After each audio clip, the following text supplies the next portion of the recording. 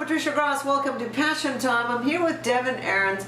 Devin is a young teenager who is creating an app, a yoga app for young people, because she cares about them and she wants them to benefit from this modality. And thank you so much for joining us on Passion Time. Thank you. And before we go on to talking about yoga and about teenagers and what concerns them, I want to ask you about your passion. How did you find your passion, and how are you living your passion? I found my passion in a pretty dark time in my life, and I was very anxious and stressed out all the time, and my parents decided to take me to a yoga class. And it was kind of scary and really hard, and I didn't love it at first, but within the first week I fell madly in love, and anything yoga related now just gets me so excited. It's your thing. I look at you, your posture, everything's changed, and you feel good. I'm balanced. Okay, so I want to know, though, why you cared about creating an app for young people. I mean, you could have just done your yoga and enjoyed it yourself and move on with life. Because I want everyone to feel what I feel. Well, that sounds silly, but No. I mean, no, not at all. Yeah, the joy that I get out of just pure joy. It's not just happiness; it's joy, and all the benefits from doing yoga, not just in the body but in the mind. I want everyone to have the ability or the possibility to feel those things, to feel as amazing as I do, and everyone else after they get off of the yoga mat and have a good sweat. Right, and feel good. Okay, let's talk about teenagers, because I wanted to talk to you. You are someone who's doing something great, who's trying to make the world a better place. I want to sort of get a feel for what are some of the issues that affect teenagers today. And you were mentioning, and I found this very interesting, the idea of college education and how to pay for it. This is not something that my generation had to deal with. Mm-hmm. Are you aware of why college is so expensive and what kids are talking about with regards to college education? I'm not entirely sure why colleges keep raising their prices, but I do know that it's getting more and more difficult.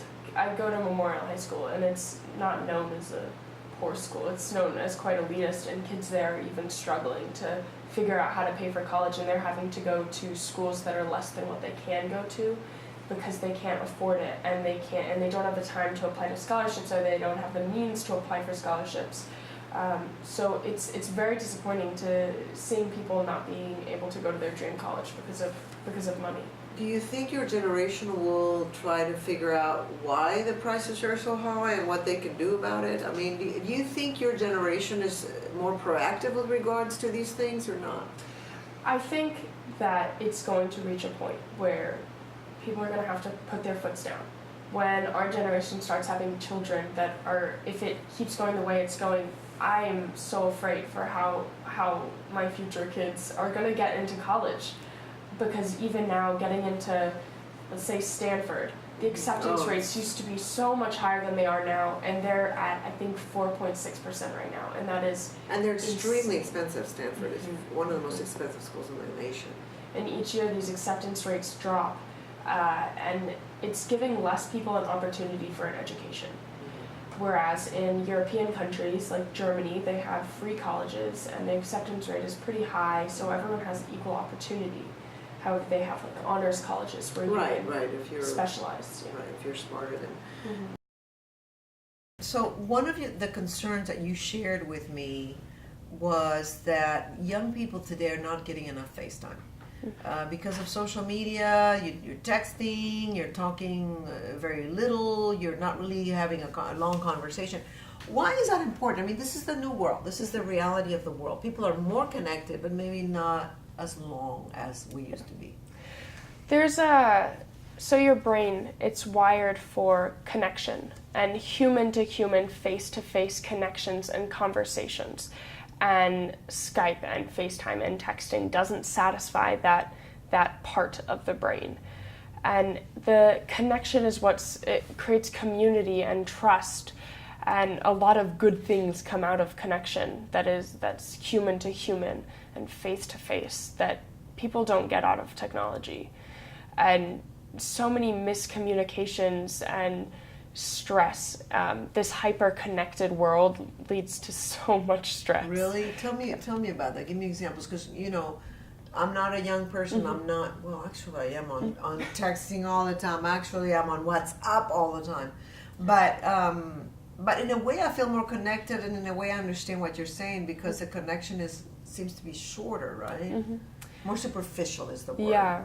Yeah, it seems it's a less genuine connection.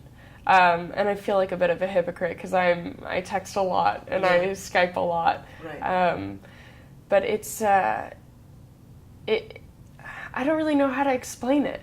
But how do you adapt to it? I mean, how do you try to deal with it? Because you said you need connection. Obviously, yoga calms you down, but are you more mindful of your conversations with other kids? I mean, how do you decide, well, I'm not going to do that. I want more FaceTime. Yeah, well, I read a book called The Gifts of Imperfection, which I would recommend for everyone. This is, I interviewed her. Yeah, really? Oh, yeah, she's amazing. She truly is awesome. So the thing with texting is that there are things that you say over text that can be misconstrued in so many ways, or that you wouldn't say in person, and it dilutes. Especially, instead of using a negative example, let's use a positive example, like an act of ordinary courage, or giving acknowledgement to someone. Giving acknowledgement in person means so much more than shooting them "thanks so much" text. Right. And that's just an example. Things in person, it's more fulfilling. Right. Oh no, so you can touch people when you're together, and that makes a difference. Now, you said also that that kids today are very worried about self-image, and precisely because everything's visual now, right? Because of social media, you're putting pictures up, and tell me more about that and how that affects teens today. So Instagram seems to be the thing right now for teens, right? And you go through your feed, and it's a bunch of skinny models whose bodies are completely unrealistic, and the only way the only way you can get that is if you have a personal trainer 12 hours of the day. Sure. And it leads kids to make bad decisions with their health, like cutting calories, and when they're so hungry that they then fill themselves with empty carbs like Cheetos. Right. And it really concerns kids. They want to look like that so much, and they want to look like the people that they see, that they fit in instead of being authentic. Instead of being their own true self, they try to blend in with the crowd and be just like everyone else so that they don't pop out. Because, I mean, I understand. It's scary to be separate, to be different. Okay, so I want to know, though, from you, what are some of the positive things?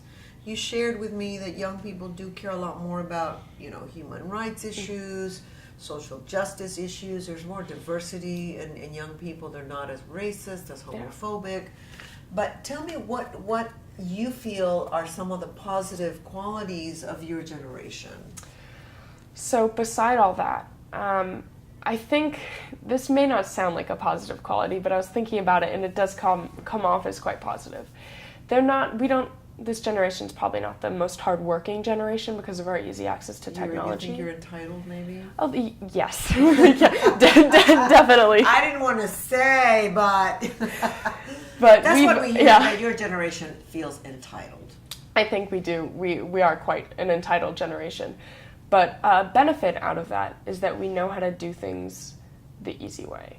And that sounds a little bit bad, but we get things done quickly and well. We do them well. But instead of putting in a lot of hard work and effort, which I am all for, I love hard work and effort, and the progress and the results that you get from that is so rewarding. But this generation really knows how to kind of cut corners, but in a good way? Yeah, in a good way. So it's less work in the long run, but the same results. Tell me, you were born at a time where technology was already changing quite rapidly. Just imagine that I went to graduate school with a typewriter. You don't even know what a typewriter is, right? Right. Yeah. So that was the first year, though. We switched to computers. So how do you feel that your generation will adapt to this incredibly fast-paced changing of technology? I don't know if I'm the best person to ask that because I'm not very technologically savvy. Yoga. I'm stepping away from technology, but I don't know. I really don't know. Well, in a way, what you're doing is coping with it, right? Because the stress that this change and this constant relationship we have with technology can stress people out, right? Yeah. Mm-hmm. And so this really helped you. And one last question is, you said that you decided, I'm not going to play tennis anymore this way because I don't like the way I feel when I'm competitive. Share with me a little bit about that, because we live in a society where being competitive is a very good thing. This is a capitalistic system, and although that also seems to be changing in a way, we're becoming more cooperative. And but tell me what happened to you. So, this is a challenging question. Because you were a tennis pro, right? Yeah. Well, I did most of my life for about 6 years was dedicated to tennis. And you got to be what, number 1, number 2 in the state? Or? No, definitely not. I was in the top. I think I was number 2 in the CMZ area. So the Texas tennis system is very complicated. But just as so many people are better than me. But you were competitive. You were highly competitive. I was very, very competitive. But a way to kind of think about this is, you said that the capitalism competitive system is really what drives America right now. And there's another book that I've recently read called The Collaborative Way that talks about how collaboration and cooperation actually drive people more than this competition, which it spoke to me a lot, because during tennis I haven't decided yet if I'm either really, really competitive or really not competitive. Okay. Because in matches, even if I was winning and I made a silly shot, I would like self-destruct a little bit in my head and say bad things about myself, and I would get my racket and hit it against my leg, and it was just a spiral of self-hatred, and anger over just hitting a ball in the bottom of the net. And it got on my nerves so much. Tennis is a very mind game, and I didn't have my brain at the time, my mind hadn't found yoga yet, and it wasn't strong enough to, all of that self-doubt and self-hatred from the competition started to wear on me, and I started not loving tennis anymore. And I would get to, I hit a brick wall. I hit a wall, and I couldn't move past where I was at.